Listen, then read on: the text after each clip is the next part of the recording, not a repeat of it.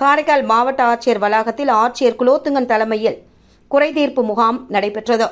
துணைநிலை ஆளுநர் தமிழிசை அறிவுறுத்தலின் பேரில் ஒவ்வொரு மாதமும் 15ஆம் தேதி நடைபெறும் பொதுமக்கள் குறைதீர்ப்பு முகாம் இந்த மாதம் 15ஆம் தேதி முதல் விடுமுறை என்பதால் வெள்ளிக்கிழமை காரைக்கால் மாவட்ட ஆட்சியர் வளாகத்தில் ஆட்சியர் குலோத்துங்கன் தலைமையில் நடைபெற்றது.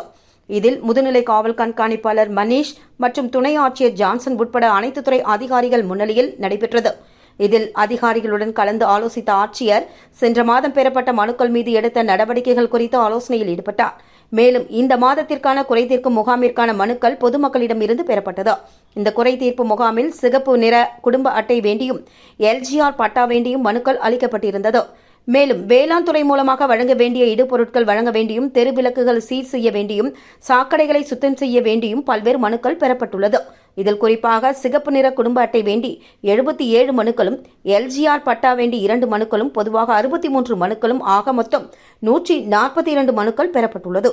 இந்த மனுக்கள் மீது குறித்த நேரத்தில் உரிய நடவடிக்கை எடுக்கும்படி மாவட்ட ஆட்சியர் குலோத்துங்கன் சம்பந்தப்பட்ட துறை அதிகாரிகளுக்கு அறிவுறுத்தியுள்ளார்.